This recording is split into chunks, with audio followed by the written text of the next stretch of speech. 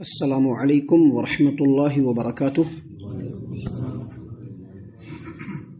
اعوذ باللہ السمیع العلیم من الشیطان الرجیم من ہمزہ ونفخہ ونفثہ۔ بسم اللہ الرحمن الرحیم۔ ومن الناس من يجادل في الله بغير علم ولا هدى ولا كتاب منير ثاني عطفه ليضل عن سبيل الله له في الدنيا خزي ونذيقه يوم القيامة عذاب الحريق ذلك بما قدمت يداك وأن الله ليس بظلام للعبيد۔ اور لوگوں میں سے کچھ ایسے بھی ہیں جو اللہ تبارک و تعالیٰ کی شان میں بغیر علم و حکمت کے، بغیر ہدایت کے اور بغیر روشن کتاب کے بحث کرتے ہیں۔ تکبر کی وجہ سے حق سے پہلو موڑتے ہیں تاکہ لوگوں کو اللہ تبارک و تعالیٰ کے راستے سے بہکا دیں۔ ان کے لیے دنیا میں ذلت و رسوائی ہے اور قیامت کے دن ان کو ہم بھڑکتی ہوئی آگ کا مزہ چکھائیں گے۔ یہ اس لیے ہے اے شرکش لوگوں، کیونکہ تمہارے ہاتھوں نے وہ چیز بھیجا ہے جو ہمارے پاس ہے اللہ تبارک و تعالیٰ کی مخالفت کے لیے، اور بے شک اللہ تبارک و تعالیٰ اپنے بندوں کے اوپر ظلم نہیں کرتا ہے۔ محترم سامعین کرام، سورۃ الحج سورہ نمبر 22 اور اسی سورت سے ابھی آپ کے سامنے آیت نمبر 8، آیت نمبر 9، آیت نمبر 10، یہ تین آیات آپ کے سامنے تلاوت کی گئیں۔ بفضل اللہ، بعون اللہ، بتوفیق اللہ، تینوں آیتوں کا ترجمہ بھی آپ تمام کی خدمت میں پیش کیا گیا۔ اس صورت کریمہ کی جو پچھلے دروس ہم نے آپ کے سامنے پیش کیے ہیں، ان دروس کو ایک بار پھر سے سوچئے اور یاد کیجئے، اور ہم آپ کو بتلاتے ہیں کہ اسی صورت کریمہ کے آیت نمبر 3 میں اللہ تبارک و تعالیٰ نے بیان فرمایا وَمِنَ النَّاسِ مَن يُجَادِلُ فِي اللَّهِ بِغَيْرِ عِلْمٍ وَيَتَّبِعُ كُلَّ شَيْطَانٍ مَرِيدٍ۔ اور لوگوں میں سے کچھ ایسے ہیں جو بغیر علم و حکمت کے اللہ تبارک و تعالیٰ کے بارے میں جھگڑتے ہیں اور ہر سرکش شیاطین کی پیروی کرنا شروع کر دیتے ہیں۔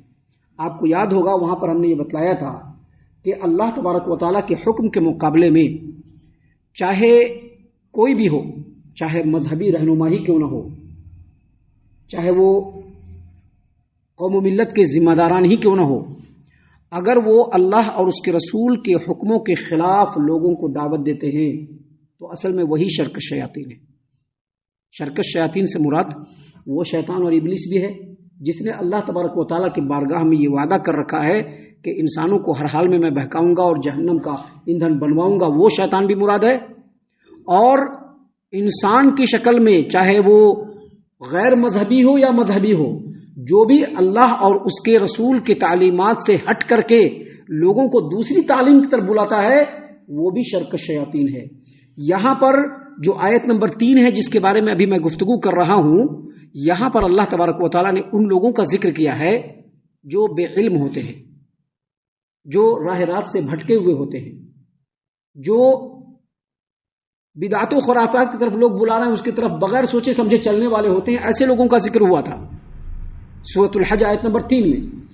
یہاں پر جو آیت سورۃ الحج آیت نمبر 8 جو آپ کے سامنے پڑھی گئی ہے وَمِنَ النَّاسِ مَن يُجَادِلُ فِي اللَّهِ بِغَيْرِ عِلْمٍ وَلَا هُدًى وَلَا كِتَابٍ مُنِيرٍ۔ اور لوگوں میں سے ایسا بھی ہے جو بغیر علم و حکمت کے، بغیر ہدایت کے اور بغیر روشن کتاب کے لوگوں اللہ کے بارے میں جھگڑتے ہیں۔ اللہ تبارک و تعالیٰ نے یہاں پر ان لوگوں کا ذکر کیا ہے جو کفر کی طرف بلانے والے ہیں، جو گمراہی کی طرف بلانے والے ہیں، جو ہدایت کے راستے کو چھوڑ کر دوسرے رستوں کی طرف لوگوں کو بلانے والے ہیں، جو بدعات و خرافات کی طرف لوگوں کو بلانے والے ہیں۔ ایسے لوگوں کا ذکر کرتے ہوئے اللہ تبارک و تعالیٰ نے فرمایا وَمِنَ النَّاسِ مَن يُجَادِلُ فِي اللَّهِ بِغَيْرِ عِلْمٍ وَلَا هُدًى وَلَا كِتَابٍ مُنِيرٍ۔ لوگوں میں سے کچھ ایسے بھی ہیں جن کے پاس کوئی علم نہیں ہے، صحیح فہم نہیں ہے، صحیح طریقہ نہیں ہے، اور اس کے باوجود اللہ تبارک و تعالیٰ کے راستے میں لوگوں کو بلاتے ہیں، لوگوں کو گمراہ کرنے کی خاطر۔ اصل میں وہ راستہ اللہ کا نہیں ہوتا ہے، لیکن نام کس کا دیتے ہیں؟ یہ اللہ کا ہی راستہ ہے۔ اصل میں وہ ہدایت کا راستہ نہیں ہوتا ہے، اصل میں وہ قرآن و حدیث کی مخالفت والا راستہ ہوتا ہے، لیکن اس کے باوجود وہ نام کس چیز کا دیتے ہیں؟ اللہ تبارک و تعالیٰ کا کہ راستے کی طرف آؤ بھائی، اللہ کے راستے کی طرف آؤ، اللہ سے جڑو، حالانکہ وہ اللہ کا راستہ نہیں ہوتا ہے۔ سامعین اکرام، اللہ تبارک و تعالیٰ نے ایسے لوگوں کے بارے میں آگے ذکر کرتے ہوئے فرمایا ثانیہ عطفہ، یہ لوگ تکبر کی وجہ سے حق سے اپنے پہلو کو موڑ لیتے ہیں۔ مطلب کیا ہے؟ مطلب یہ ہے اس آیت کریمہ کے اس ٹکڑے کا حافظ ابو جعفر ابن جریر طبری رحمۃ اللہ علیہ نے تفسیر التبری میں مطلب یہ بتلایا ہے کہ سیدنا عبداللہ ابن عباس رضی اللہ عنہما اور بہت سارے مفسرین نے کہا ہے کہ جب ان کو حق بات بتایا جاتا ہے، جب ان کو صحیح بات بتائی جاتی ہے، جب ان کو اللہ تبارک و تعالیٰ کے سچے اور سیدھے راستے کی طرف بلایا جاتا ہے تو تکبر کرتے ہوئے اپنے منہ کو موڑ لیتے ہیں۔ کیوں منہ کو موڑ لیتے ہیں؟ ہم تو خود چودھری صاحب ہیں، ہم تو خود ذمہ دار ہیں بھائی، ہم تو خود لوگوں کو سارے کو اپنی طرف جوڑ رہے ہیں، ہم کیوں ان کی بات سننا؟ سامعین کرام، یہ جو قرآن کریم ہے نا، یہ آئینہ ہے، آئینہ صرف دیکھنے کی ضرورت ہے، دیکھ کر کے اس کو سمجھنے کی ضرورت ہے۔ جس نے اس کو صحیح معنوں میں دیکھ لیا اس کی دنیا بدل گئی۔ مشرکین مکہ کا بھی یہی حشر تھا۔ مشرکین مکہ کیا کہتے تھے؟ ہم لوگوں کے اوپر اللہ تبارک و تعالیٰ کی اتنی رحمت کی بارش ہو رہی ہے، ہم لوگ پورے کعبہ کے متولی، کعبہ سوچئے، یہ چھوٹی چھوٹی مسجدوں کی بات نہیں ہو رہی ہے، کعبہ کے متولی ہم لوگ ہیں، ہے کہ نہیں؟ کعبہ کے متولی تھے نا وہ لوگ، ہم لوگ تو کعبہ کے متولی ہیں، اللہ کا جو گھر ہے پوری دنیا کے لیے ہم اس کے متولی ہیں، ہم محمد کی بات ماننے جائیں گے؟ نہ کو ثانی عطفہ، اللہ نے کہا کہ حق سے تکبر کی وجہ سے وہ منہ موڑتے ہیں۔ سیدنا عبداللہ ابن عباس رضی اللہ عنہما جو حبر الامہ ہے، بحر الامہ ہے، تفسیر قرآن میں ان کا بہت بڑا مقام ہے، ان سے بڑا مقام تفسیر قرآن میں امت میں کسی کا نہیں ہے۔ وہ کہتے ہیں کہ ثانی عطفہ کا مطلب یہ ہے کہ جب ان کو حق کی دعوت دی جاتی ہے، جب ان کو حق کی طرف بلایا جاتا ہے، جب ان کو حق کے راستے میں لانے کی کوشش کی جاتی ہے تو وہ تکبر کی وجہ سے منہ موڑتے ہیں۔ کیوں تکبر کی وجہ سے؟ ارے ہم تو خود مکہ کے ذمہ دار ہیں، ہم تو خود کعبہ کے متولی، ہمیں کیوں ان کی بات سننا جی؟ ہمارے پیچھے اتنے سارے لوگ چل رہی نا، ہمیں کیوں ان کی بات سن لینا؟ سامعین اکرام، اس کو کمپیئر کیجئے آج کے ڈیٹ میں، اور ہر آدمی اپنی جگہ پر اپنی اصلاح کرنے کی کوشش کرے۔ یہ باتیں صرف اصلاح کے لیے بولی جا رہی ہیں کیونکہ اللہ نے بھی ان آیتوں کو لوگوں کی اصلاح کے لیے نازل کیا ہے، اور جب اللہ تبارک و تعالیٰ نے ان آیتوں کو لوگوں کی اصلاح کے لیے نازل کیا ہے تو نبی کریم صلی اللہ علیہ وسلم نے بھی وہی فریضہ انجام دیا، صحابی رسول سیدنا عبداللہ بن عباس رضی اللہ عنہما نے بھی وہی فریضہ انجام دیا۔ حافظ ابو جعفر ابن جریر طبری رحمۃ اللہ علیہ تفسیر التبری میں مزید فرماتے ہیں کہ امام مجاہد، امام قتادہ، امام مالک، تمام کے تمام عبد الرحمن بن زید بن اسلم سے یہی روایت کرتے ہیں کہ جب ان کو حق کی طرف بلایا جاتا ہے، جب ان کو دین کی طرف بلایا جاتا ہے، جب ان کو قرآن کی طرف بلایا جاتا ہے، جب ان کو اللہ کی تعلیم کی طرف بلایا جاتا ہے تو چونکہ وہ خود چودھری صاحب ہے تو اپنی چودراہٹ کے غرور میں آ کر کے کہتے کہ ہمیں نہیں مانتی۔ یہ کیسا ہے؟ اللہ نے قرآن کریم میں اس کی دوسری جگہ پہ وضاحت فرمائی ہے۔ یہ کیسا ہے دیکھ لیجئے، اللہ تبارک و تعالیٰ نے قرآن کریم سورۃ الزاریات آیت نمبر 38 39 میں فرعون کے بارے میں کہا۔ اللہ نے فرمایا وفی موسیٰ اذ ارسلناہ الی فرعون بسلطان مبین فتولی برکنہ، موسیٰ علیہ السلام کے حال و احوال میں بھی بڑی نشانی ہے لوگوں کے لیے کہ ہم نے ان کو بالکل واضح ترین دلائل اور معجزہ دیکھ کر کے فرعون کے پاس بھیجا، لیکن فرعون کے پاس سرداری تھی، فرعون کے پاس حکومت تھا، فرعون کے پاس طاقت تھی، فرعون کے پاس گٹس تھا، پاور تھا، ہولڈ تھا، اس کے غرور میں آ کر کے اس نے حق کو ٹھکرا دیا اور منہ کو موڑ لیا۔ ہمیں نہیں سنتے موسیٰ کی بات۔ سامعین کرام، ان باتوں کو سمجھنے کی ضرورت ہے۔ جس انسان کے سمجھ میں یہ بات آ گئی یقینی طور پر وہ سچا اور پکا مسلمان ہو جائے گا، اور جس آدمی کو سمجھ میں یہ بات نہیں آئے گی پوری زندگی وہ گمراہی میں ٹامک ٹویا مارتے رہے گا۔ اللہ تبارک و تعالیٰ نے اسی بات کو یہاں پر بیان فرمایا کہ لوگوں میں کچھ ایسے بھی ہیں جو بغیر علم کے، بغیر ہدایت کے، بغیر روشن کتاب کے اللہ کے بارے میں جھگڑتے ہیں۔ ثانی عطفہ، جب ان کو حق رستہ دکھایا جاتا ہے، جب ان کو سچا رستہ بتایا جاتا ہے، جب ان کو صراط مستقیم کی طرف بلایا جاتا ہے تو غرور اور تکبر میں آ کر کے وہ اپنے پہلو کو، اپنے گردن کو موڑ لیتے ہیں کہ ہمیں نہیں سنتے اس کی بات۔ ایسا وہ کیوں کرتے ہیں؟ اس کی بھی وجہ اللہ نے آگے بتلایا۔ کیا بتلایا؟ لیضل عن سبیل اللہ، تاکہ وہ لوگوں کو اللہ کے راستے سے گمراہ کر دے۔ ابھی کتاب کی بات ماننے لگیں گے تو پھر کسی کی سرداری باقی نہیں رہے گی کیا؟ کسی کی سرداری نہیں ہے. جب یہ کتاب ہے تو کسی کی سرداری نہیں ہے. جب یہ کتاب ہے اور اس کی اتباع ہے تو کوئی ذمہ دار نہیں، کوئی چودھری صاحب نہیں. جب یہ کتاب ہے تو فیصلہ کرنے والی یہی کتاب ہوگی کہ نہیں ہوگی؟ اس قرآن، اس مسجد کے بارے میں اللہ نے کیا کہا؟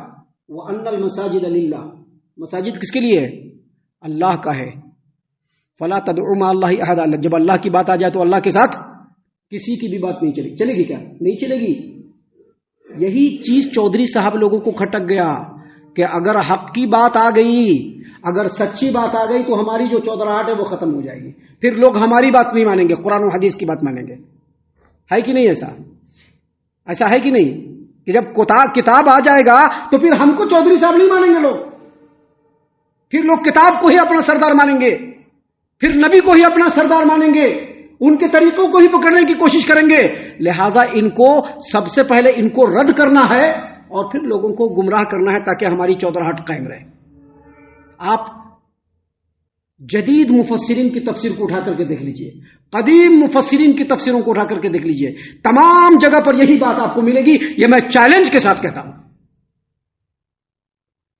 اللہ تبارک و تعالیٰ نے فرمایا ثانی عطفہ، جب ان کو حق کی طرف بلایا جاتا ہے تو غرور اور تکبر کی وجہ سے اپنے پہلو کو موڑ لیتے ہیں، اپنے گردن کو موڑ لیتے ہیں. کیوں؟ لیضل عن سبیل اللہ، تاکہ لوگوں کو اللہ کے راستے سے گمراہ کر دے. اللہ تبارک و تعالیٰ نے آگے کہا کہ لہو فی الدنیا خزی، ایسے لوگوں کے لیے دنیا میں ذلت و رسوائی ہے. چونکہ اس نے غرور اور تکبر میں آ کر کے اللہ تبارک و تعالیٰ کی آیات کو اور نبی کی تعلیمات کو ٹھکرایا ہے، لہذا دنیا میں اس کو ذلت و رسوائی ملے گی. آج ایک بات سمجھ لیجئے، مجموعی اعتبار سے جو مسلمانوں کے اوپر جو ذلت و رسوائی طاری کر دی گئی ہے، اس کے پیچھے یہی کارن ہے. آپ پوری دنیا میں اٹھا کر کے دیکھ لیجئے، جہاں جہاں لوگوں کو، مسلمانوں کو ہولڈ ہے، وہاں پر قرآن و حدیث کو کیسے کیسے کر کے لوگ ٹھکرا رہے ہیں. پوری دنیا کو اٹھا کر کے دیکھ لیجئے، کسی کو بھی میں ایکسپشن میں نہیں لا رہا ہوں، کوئی بھی ایکسپشن میں نہیں. پوری دنیا میں جہاں جہاں پر مسلمانوں کو ہولڈ ملا ہے، وہاں پر کیسے کیسے کر کے قرآن و حدیث کو لوگ ٹھکرا رہے ہیں. قرآن و حدیث کو پیچھے ہٹا کر کے لوگ دنیا کو لانے کی کوشش کر رہے ہیں تاکہ ان کی چودراہٹ، ان کی حکومت اور ان کی مملکت اور ان کی عمارت باقی رہے. سامعین کرام، ان سب باتوں پر بہت گہرائی سے غور و فکر کرنے کی ضرورت ہے، انتہائی گہرائی سے غور و فکر کرنے کی ضرورت ہے. اللہ تبارک و تعالیٰ نے فرمایا لہو فی الدنیا خزی، ان کے لیے یا اس کے لیے دنیا میں ذلت و رسوائی کا عذاب ہے. کیوں؟ کیونکہ انہوں نے غرور اور تکبر میں آ کر کے اپنی چودراہٹ اور اپنی سرداری اور اپنی حکومت اور اپنی عمارت اور اپنی مملکت کو باقی رکھنے کے لیے حق کو ٹھکرایا ہے. لہذا ان کو آخرت آنے سے پہلے دنیا میں ہم اس کو ذلیل کریں گے. اور آگے مزید اللہ تبارک و تعالیٰ نے کہا وَنُذِيقُهُ يَوْمَ الْقِيَامَةِ عَذَابَ الْحَرِيقِ. لیکن دنیا کی ذلت یہ سزا نہیں ہے، آخرت میں اللہ نے فرمایا قیامت کے دن ہم اس کو بھڑکتی ہوئی، جلتی ہوئی، جلن والی، سوزش والی آگ کے عذاب کا مزہ چکھائیں گے. یعنی دنیا میں جو ذلت ہے وہ بس نہیں ہے، بلکہ آخرت میں بھی بھڑکتی ہوئی آگ کے، جہنم کے آگ کا ان کو مزہ چکھنا پڑے گا. سامعین کرام، آگے مزید کہا ذالک بما قدمت یداک. یہ ساری چیزیں یہ مت سمجھ لیجیے کہ صرف کافروں کے لیے ہے، کوئی بھی یہ نہ سمجھے کہ صرف کافروں کے لیے ہے. مسلمان اگر اس میں ملوث ہیں اور یہ صفات اگر مسلمانوں کے اندر پائی جاتی ہے تو ان کو بھی اسی حال سے دوچار ہونا پڑے گا. اسی لیے اللہ نے آگے کہا ذالک بما قدمت یداک، اے سرکش، یہ جو نافرمانی اور تکبر کی جو سزا مل رہی ہے وہ اس لیے مل رہی کہ تمہارے ہاتھ نے آگے یہی بھیجا ہے. ابھی ہم جو عمل کرتے ہیں وہ کہاں چلا جاتا ہے؟ ہم جو بھی عمل کرتے ہیں اچھا یا برا وہ کہاں جاتا ہے؟ اللہ کی بارگاہ میں جاتا ہے. اگر اچھا عمل جائے گا تو اچھا بدلہ ملے گا. تم نے یہی عمل کیا اس لیے یہ سزا مل رہا ہے. تم اگر اچھا عمل کرے رہتے تو اچھا ملتا، تم نے غلط کیا اس لیے یہ سزا مل رہی تم کو.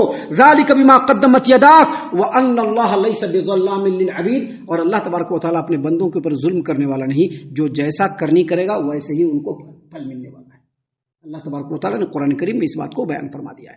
سامعین کرام، ابھی آگے اور بھی بہت ساری باتیں ہیں جو اللہ تبارک و تعالیٰ نے ہماری ہدایت اور رہنمائی کے لیے اس صورت کریمہ میں نازل فرمایا ہے، جس کو انشاءاللہ کل اور کل کے بعد کے دروس میں ہم آپ کے سامنے پیش کرنے والے ہیں۔ اللہ کی توفیق سے ہم اللہ سے دعا کرتے ہیں کہ اللہ تعالیٰ ہم تمام کو ان باتوں کے اوپر خوب غور و فکر اور تدبر کرنے کے ساتھ ساتھ ان باتوں کے اوپر عمل کرنے کی بھی توفیق عنایت فرمائے، آمین۔